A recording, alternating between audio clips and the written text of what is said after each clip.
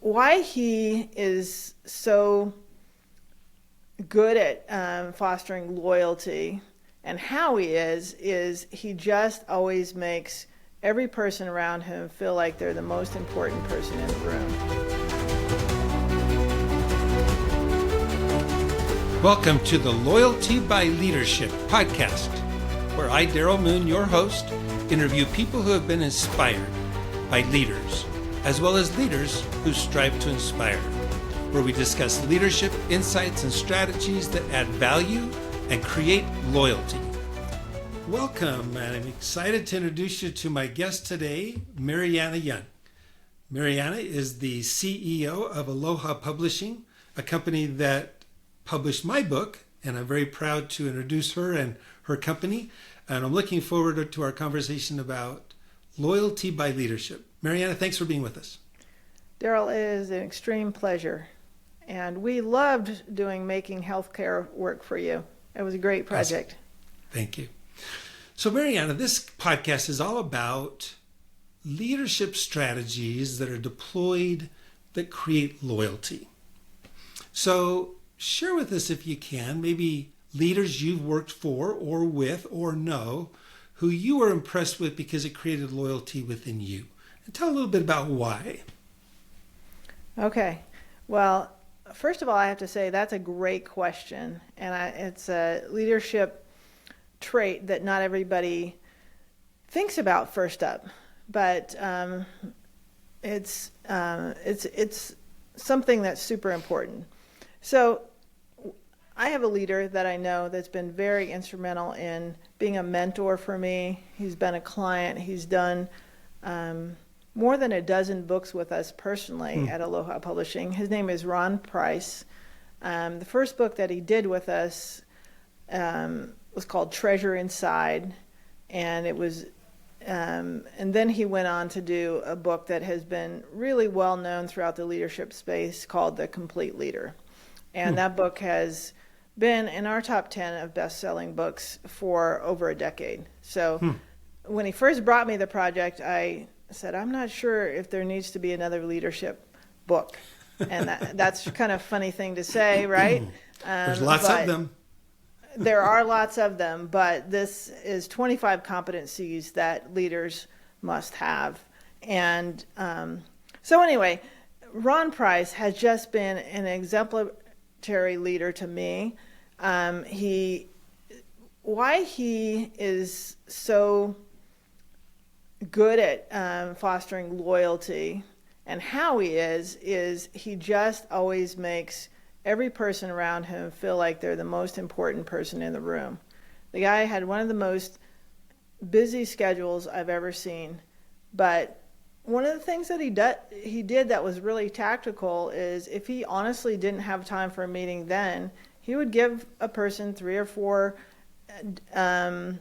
dates, even if it was months away, that he would sit down and talk with them. And I think that that's amazing because his schedule was always filled up, but he never made anyone feel like he was just too busy for them.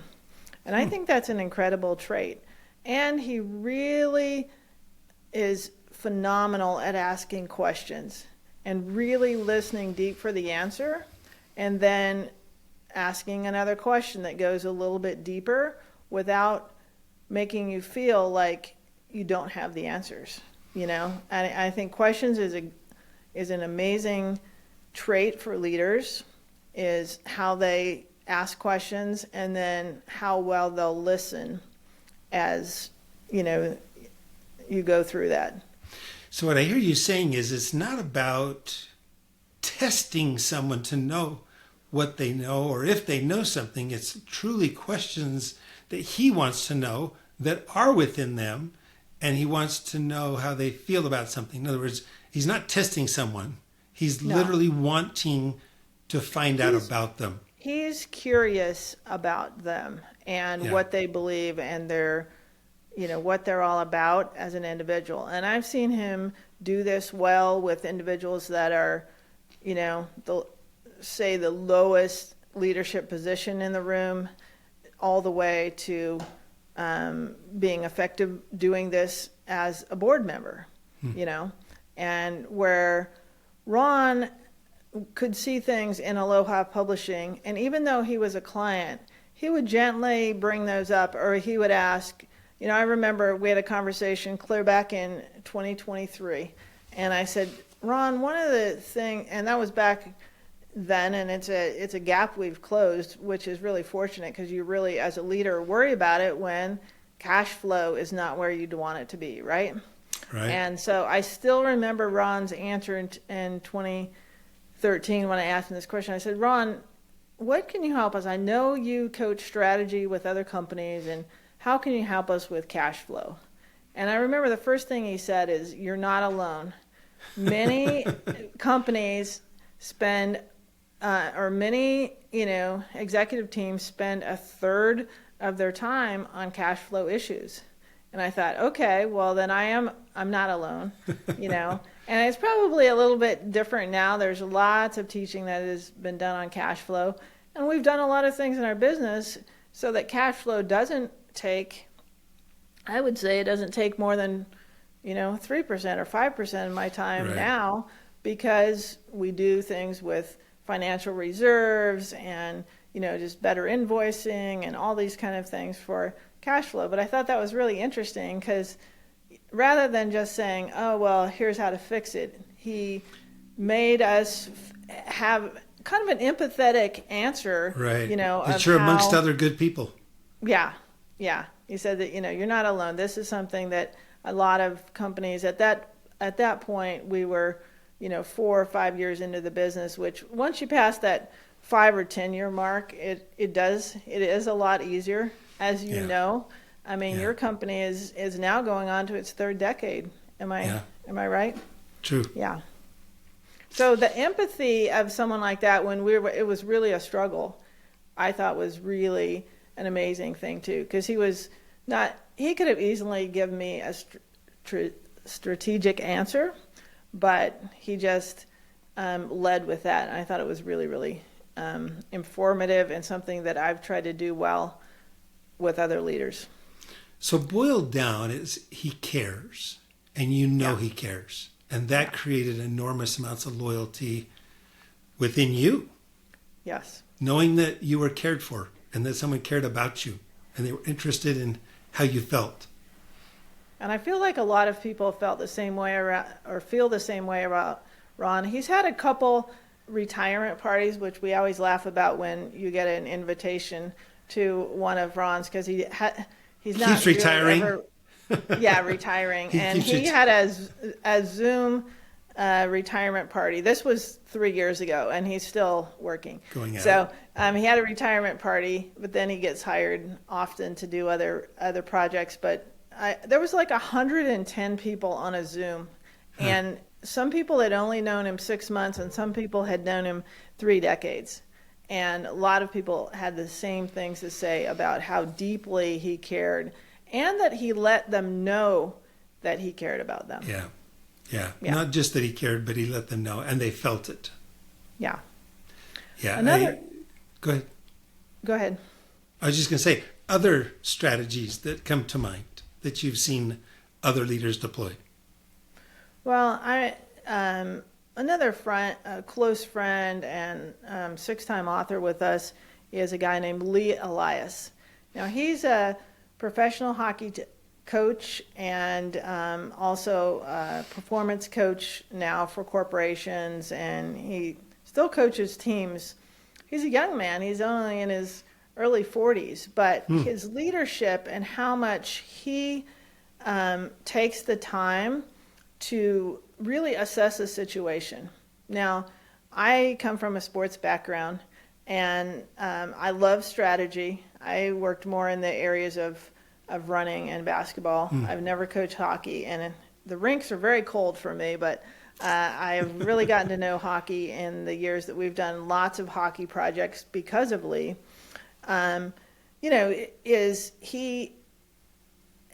Friendship is part of his leadership strategy. And that is really unique, because you'd think in a sport like hockey. Now, he coaches the Puerto Rican national women's team, which and they're just doing great.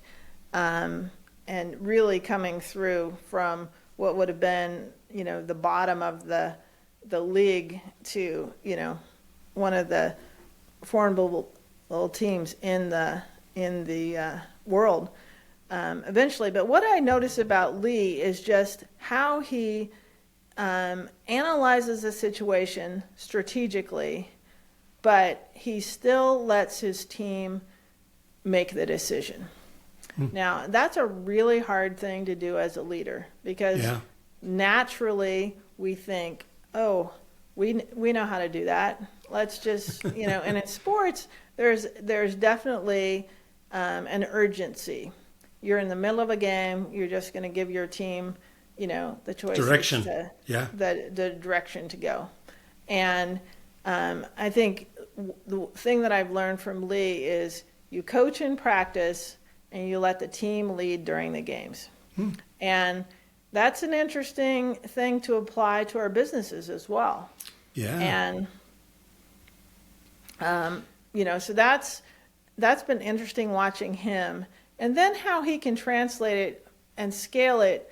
I've watched him both live and on video coaching and giving speeches to elementary students.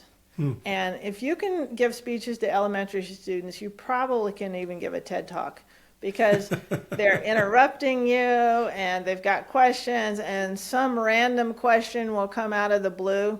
A student wants to know something, and they like to ask questions about your personal life, or how, what about this, or what about that don't have anything to do with what the topic. You might be giving a speech on motivation, or how to win, or how to perform your best, or how to be your best, or something like that.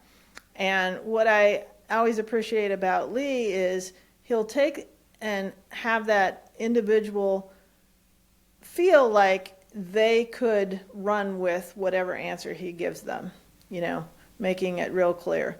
So I appreciate guys like Lee who are professional to the utmost and winning at the top level, but can scale and relate to every person. And and you use the word friend. Let's talk about that just a little bit. So being friends with those you lead might, by some people's standards, be a problem. Like, oh, no, you don't want to be their friend because you're their leader. So let's dive into when he uses the term friend, or when you use the term friend to describe him. How is that not crossing the border of being too friendly, but also them feeling like you care about them? So maybe go into a little bit more detail. Well, I appreciate that, because that's really one strategy that, as a leader, that I've had to come to really train myself to look at, because I really pride myself in friendship with other professionals. And I mean, that's one thing I do notice in you, Daryl, is you have literally hundreds of friends professionally that are willing to give back to you, read your books, share speeches, share ideas. You have a journalism coalition, all of those kind of things. And I think people would say is that in addition to, on a peer-to-peer level, that you're really good friends. And I think when I say I can be a friend to the people that I lead, is I really like to find out what is making a difference for them outside of work as well as inside of work. And so that's where I've had to really train myself, because I tended to be the person that it's all about the goals we're achieving.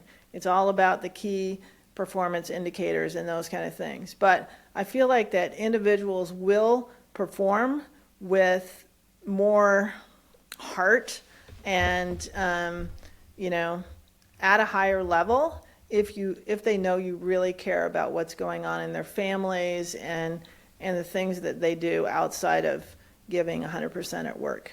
I am so glad you brought that up, because I find that as I've been doing this podcast, that element has incredible power. And I'll just talk about a couple different books. Are you familiar with the book, The Go-Giver book? Yes, absolutely. So that whole book is about if you go through life personally and in your career expecting to always give more than you expect to receive, you will be wildly successful. And the other book that takes that principle and puts it into a very specific, what you just talked about, is The Dream Manager. Have you read The Dream Manager? I love, in fact, I feel like that I'm more of a vision keeper or a dream manager for Aloha Publishing than I am a CEO, because that's the part that, and I love both of those books. Both books have been super instrumental in my life as a professional. Well, and maybe describe for our viewers and listeners what the Dream Manager is all about and why that fictitious CEO created such enormous loyalty. Well, being a dream manager means that you're an individual who is really, first and foremost, carrying out the dreams of your individuals that work for your company. And so personal dreams. Personal dreams. Not their career dreams, but their personal dreams. Right. Is it to buy a house? Is it to support their kids through college? What is their personal dream? And in fact, the thing that really gets challenging when you're, being a dream manager or you're managing other dreams is that when it's a dream that doesn't align with them staying with your company, you really have to test whether you're a true dream manager or not, because this has happened recently. Oh, I'm glad you brought that up, because if in fact the person's dream is to go create their own competitive company to compete against you and you're their dream manager, it creates some like, oh dear, is this a good thing? And yet there are so many positive, powerful stories where that's actually one of the best things you can do. In fact, the It's Your Ship book, have you read that one? No, I haven't actually. What's the name of it? It's called It's Your Ship, and it's a true story. It's not a fictional story like The Go-Giver or The Dream Manager. Right. It's a true story about an admiral who was the youngest admiral to take over a battleship in the Navy that was performing like the worst. There's like 100 battleships, and it was on the bottom. And this poor young admiral takes over this fairly new battleship, and he's tasked with trying to get it out of the gutter. So he deploys all of these servant leadership and Edwards Deming principles of continuous quality assurance and improvement. And he goes to every sailor and he says, look, you and I both know nobody has a career on a battleship. Yeah. Nobody's going to stay on this battleship more than 3 or 4 years. And that's okay. Yeah. So what do you want to do when you leave the battleship? I want to be a plumber. I want to be an engineer. I want to be a manager. Okay, well, we're going to give you the opportunity while you're here on the battleship to learn your skill to make you successful when you leave. And every sailor was put into a position to prepare them to be successful at their next job, whether it was to be an admiral of a battleship. So by doing that, he then achieved enormous loyalty by his sailors. And then he would just simply ask, how can we become the best performing battleship in the Navy? And one day, one sailor said, Admiral, do you know how many times we paint the battleship gray every year? And the Admiral said, a lot. Like every time we go into a port, every time we have somebody visiting. He goes, yeah, now imagine this sailor probably is assigned to the very same place, and he keeps painting this gray every single time it's time to paint the battleship. And he asks the Admiral, have you ever heard of stainless steel? And the Admiral goes, yeah. He goes, well, every bolt, nut, and washer on this ship rusts. And why are we painting the battleship? To cover the rust streaks. If we just replaced every nut, bolt, and washer on the ship with stainless steel, we wouldn't have to keep painting the battleship. And the Admiral could have said, well, that's a dumb idea. We have to take what the Navy gives us. He said, okay. Now, we can't do it all at once, so as we go from port to port, let's look for the best deals, and eventually let's replace every bolt, nut, and washer on this ship with stainless steel, which he did. And he put all that manpower that was spent prior painting the ship into becoming the best performing battleship in the Navy. Love that story. Wow. I love it. And I love it that you shared it here, because now everybody's going to go out and get that book. And that's really the whole essence of leadership right there, is what are you allowing your team members to do that take them to the dream that they want? Yep, it really is. It's about how do you help them create their dreams, and then they'll in turn give you their very best. Yes. Creates Yes, enormous loyalty. I know one of our clients who not only pays for every employee to have a dream manager, he gives them an incentive to work with a dream manager. It's like, I want this to be serious. Yeah. And then he goes one step further and he says, I'm going to reimburse you up to $1,000 a year in your expenses towards your personal dream. Like it's a hobby or a trip to Hawaii or wants to build a competitive company. He's willing to reimburse that employee up to $1,000 a year, and not everybody even uses it. But I'll tell you what, he creates the loyalty by the fact that he's willing to do it. Yeah. Well, that's one thing that our team really loved when we worked on your book project, is that what you're empowering companies to do through Orient and through the whole idea of, providing coaching, concierge health, all those kind of things like that, is our team was very energized by the idea that that's what this book was about. And I think that's what made it really exciting for them, was that you're promoting principles that we use as a company. Well, thank you. And it was fun. I think it was a very mission, passionate, driven project, because it's something that everybody can get behind. Like, who wouldn't want to have relationship-based healthcare? Who wouldn't want healthcare that's a guest at your table, supporting you along your journey to reach your aspirations? So any other leaders that come to mind that you've either known about or experienced as maybe a leader of you? It could be family, could be religion, could be social groups. Anybody else that comes to mind that you want to maybe share their story or what they did to create loyalty? Well, I had an author come to us this year that has been one of the most inspiring of 20 years being in business. And this gentleman, Non Ray, his book is An Unexpected Ride, is a quadriplegic. And he's been a quadriplegic for over, I guess it's nearing 30 years now.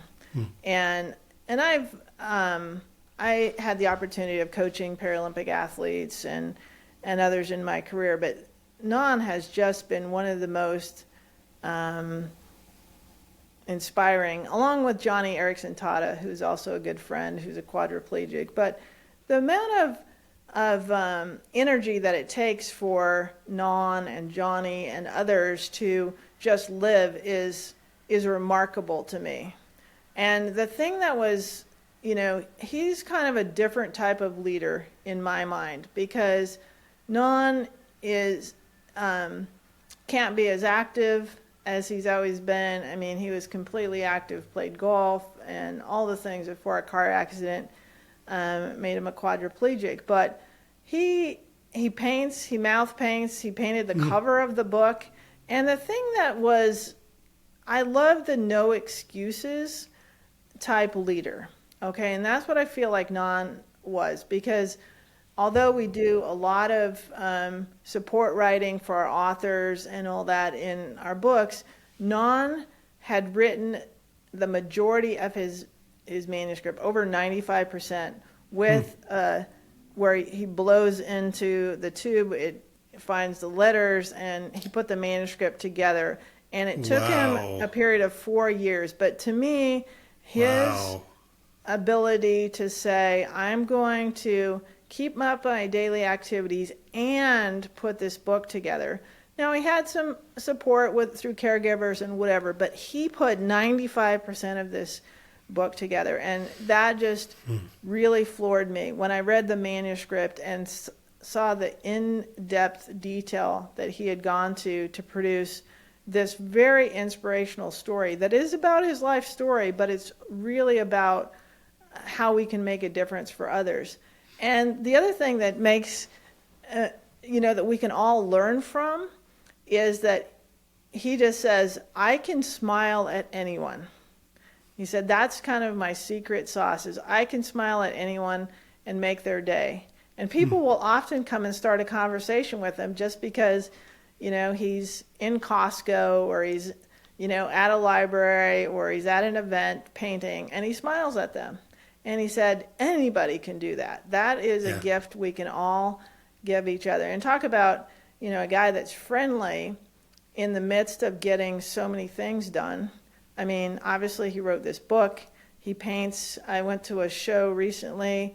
It was a hot Saturday, and he was painting. He had a canopy over the top of him, but he was painting, and people were coming up and asking him about things, and he had a friend of his there answering questions, because he can't paint with his mouth and answer questions. So. Yeah, he's painting with his mouth. He's got a brush in his mouth, right? Yes, exactly. That's amazing. And he's painting like evergreen trees, and so to me, it's leaders like that don't give excuses for I'm too tired, or I just can't do that because I have these limitations. They find a way. And many of the leaders that I've met over time, I mean, we worked with Whit Mitchell, who coached crew at Dartmouth, and we put together a book for a crew team that was 25 years out of when they were actually on a team together. Really? And so what was exciting, I remember when we sat down with Whit, talk about, me learning as a leader. I was like, we had some stuff to get done for the book. And so we were in a live meeting. He was up here in Eagle for a live meeting with us. And I said, okay, here's a checklist of things we need to get done. He goes, hold it, wait a minute. I don't know a few of these people in the room. And it was really interesting. So we spent 5 minutes. He got to know everybody in the room. And then he said, let's go through the checklist. And, again, it's really caring about who's gonna give input into the projects, and really value everyone's opinion in the midst of that. And I think that creates loyalty as a leader, because you don't have individuals that say, I showed up for this meeting, but I didn't participate because I didn't think my opinion was going to be valued. And leaders like Nan Ray has do that by just smiling at somebody, and leaders like Whit Mitchell do that by just including everyone. Sometimes that takes extra time, but I saw the value in taking a little bit of extra time for the loyalty it created among team members on that author's project, quite frankly. Nice. So Maryanna, you've talked about the fact that one of the big things you do to try and strive to create loyalty amongst your team is be their dream manager. I think that's amazing. But is there anything else that comes to mind that you try to deploy as a leader that you have found to be successful in creating loyalty amongst your team? And that could be family. That could be your team at Aloha Publishing. That could be social groups you're part of. But maybe just some of the things you strive to deploy as leadership strategies. Well, one of the things is I try to remember I'm not the smartest person in the room, and there's lots of people in there that are going to have answers, regardless of if they're, a decade or two younger than me. They're bringing things to the table that are going to have an output that is fantastic for others. So just really seeing people where they're at and what they can add to the mix. And if you're in a social group, a church group, an HOA, or any of those kind of things, you got to remember that, because you just want to get the stuff done, right? But the reality is, if you're curious, there's probably somebody in there that has gone through something before, and that they might be more fit to lead in that position than you are. So you're not always the most important leader in the room. And I think that we all need to realize that is there could be someone else that really can step up and take a role that we might have thought we could fill, but that you're not you're not always the most important leader in the room. Humility. I love Yeah. it. Yeah. Anything else comes to mind? Share a couple more of yours as far as like, as you've, for example, just as you've put the book out to your peers, what kind of feedback, what kind of leadership lessons have you learned by putting a book out that was different than you knew before? Was there anything that comes to mind? I think it goes back to what you may have mentioned earlier. I think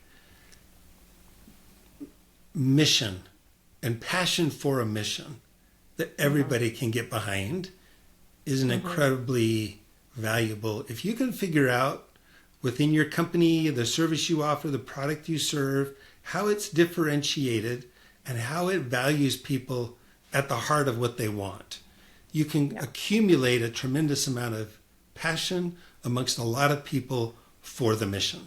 And I would say that that's an incredibly powerful thing as a leader, is to find a way to describe and a way to apply your service, your product, your whatever you do to where it meets a need and people can be passionate about it and can support it not only for themselves but to share with others. Yeah, and that's one thing. That's one of the things that keeps me in publishing, Daryl, is that books keep a commonality of mission, because in that book it shares things that you don't have time to tell your team over and over. But if you've all read the same book, then there's some, because that's one of the things. There's so many distractions in the world now. But if individuals have all read the same book or the same chapter or something like that, they have a commonality of purpose and vision that goes a really long way. Well, and to that point, I've been surprised at how many leaders consume books. Yeah. As an author now, I find myself in a position talking to different people about, oh, I'm going to put that on my list. I try to consume 10 books a week. Or, just the amount that often leaders are consuming of information so they can stay relevant and stay on top of their game has been eye-opening for me to hear from other leaders who have either been an author or who just like to read and love to put another book on their list to consume and then see if they can apply it. Well, think about how amazing going from good to great you can go because of a book that you've read. I mean, there was a topic that I was researching recently, and this morning I found out there's somebody that has a YouTube channel that has figured all that out, and she's going to give you the steps to do it. So I thought, man, I've got to just hop on Amazon, order a book, and that's going to shortcut hours and hours of my time. I mean, I know there's AI and other things these days, but to get the full picture, you can get somebody's life work for $20 or $25, and it's going to make a big difference in how you're able to, that one idea can really elevate something that you're doing, whether it's make money, save time, be more productive or whatever. Yeah. And you are right. The best leaders around, they all read, and they read a lot. Yeah. So Maryanna, I want to give you a chance to talk about Aloha Publishing. So let's take a few minutes and give you a chance to talk about the company, maybe the background of the company, or we've talked a lot about the kind of books you publish, but I would like our listeners to know about Aloha Publishing. You're an amazing group, and you've done an amazing job for me, and so I want to give you a chance to talk about what you do. Well, thank you. Yes, Aloha Publishing started in 2004. We're based in Eagle, Idaho, and people often ask, why Aloha? That's a Hawaiian term. And as we've talked about leadership, Aloha means giving out without any expectation of return. It also means breath of God, which, breathing God onto projects is an amazing way to have him come in and help us with the things that we do. And and not just help us, but be the underlying motivation for what we do. And the whole Hawaiian culture is something that's near and dear to my heart. My grandparents, they were from the state of Idaho, but they went to Hawaii numerous times. And my grandfather only had an 8th grade education. He was successful finally in the final business that he did in his life. So he was in his early 60s. And I used to be able to go with them from time to time, and just loved the whole attitude, because they talk about the whole idea of living aloha, just being open, having compassion, having joy, and caring about others more than you do yourself. And so when I came to start a company, that's what I wanted it to be, is just out of that spirit of giving, or go-giver type of mentality. And so one of the things that I find fascinating that we do differently as a publisher is we help individuals that, most of the individuals that we work with, we do support writing for them through the process, similar to what we did for you, where we go and we interview, because even if you go and write a full manuscript, there are things that you don't realize that you're so close to your topic. And every leader, every CEO, every organization is very close to their topic. They don't know what the reader doesn't know.